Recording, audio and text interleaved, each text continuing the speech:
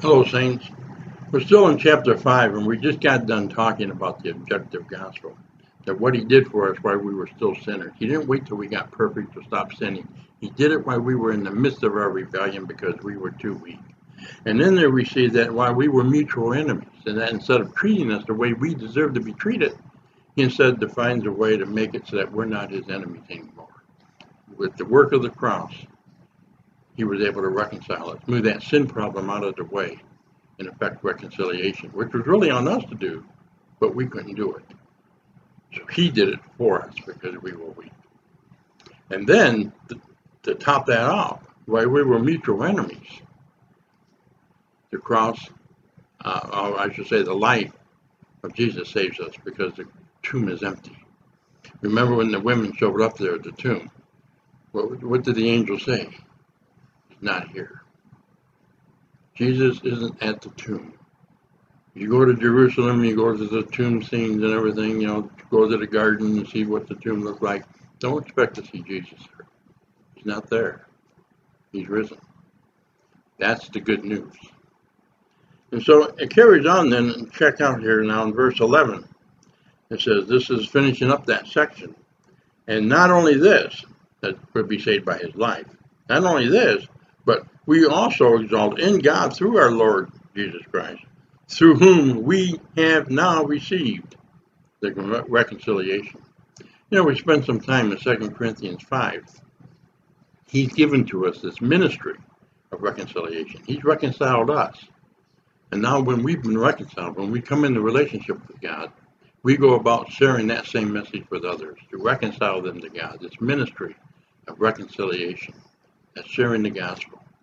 And it's not technical. You start with your own story. Hey, can I share with you what God has done for me? And share the story, because when they hear your story, they hear their story. They're different, but they're the same. They're the same about how you were lost and how God found you and saved you. And then when they see what he's done for you, they'll think in their hearts, maybe he can do that for me. Share the story of the gospel.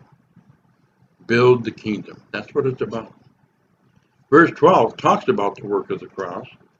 It begins with therefore. That's a concluding statement. Just as through one man, sin entered into the world, and death through sin, and so death spread to all men because all have sinned.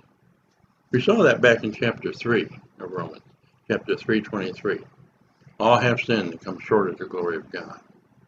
We all have sinned because we have a bad inheritance from Adam. We're all born into this world of sin. And we have sinned. Why? Because all have sinned. For until the law, sin was in the world, even though we didn't know it. But when the law came, but sin is not imputed where there is no law. Nevertheless, death reigned from Adam until Moses, even over those who have not sinned in the likeness of the offense of Adam, who was a type of him, a type of Christ, who was to come. But the free gift is not like the transgression. For if by the transgression of the one the many died, much more did the grace of God and the gift by his grace of the one man, Jesus Christ, abound to the many. The gift is not like that which came through the one who sinned. For on the one hand, the judgment arose from one transgression resulting in condemnation. But on the other hand, the free gift arose from many transgressions resulting in justification.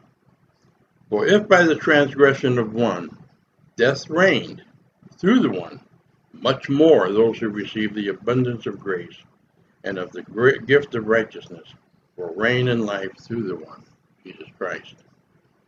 So then, this is important, this is the concluding statement here, verse 18. So then, as though one transgression there resulted condemnation to all men, and that's mankind, don't think of just male. Even so, through one act of righteousness, this is the cross, there resulted justification of life to all men. When Christ died, he brought salvation for everybody. Nobody's excluded. But the objective across here, what we talked about at the first part of the chapter, is what he did for us without asking us. Like I said before, it doesn't mean you're saved, but he's already accomplished it. So how do you accomplish it? He's accomplished it for everybody. There was no excuse for anybody to be in hell. He made a way for everybody not to have to go to hell. But now we need the subjective gospel, when you hear the good news. And what is that? It's the word of faith. You need the right hand of faith to lay out and lay hold of the promise. That's the subjective gospel. That is coming into relationship with Christ. That is salvation. That point is when you bring it in by laying hold of it, when you believe, take him at his word. Now, we do a prayer afterwards, thanking God for salvation, but believe me, folks, you don't have to pray to ask for it. It's already there when you believe. The prayer isn't a prayer of incantation, like a magic formula to get salvation. You believe, you have salvation. The prayer you give should be a prayer of thankfulness, thanking God that he has, past tense, saved you. Take him at his word. He said he'd do it, he'll do it. Believe him. He will save you. He died for all.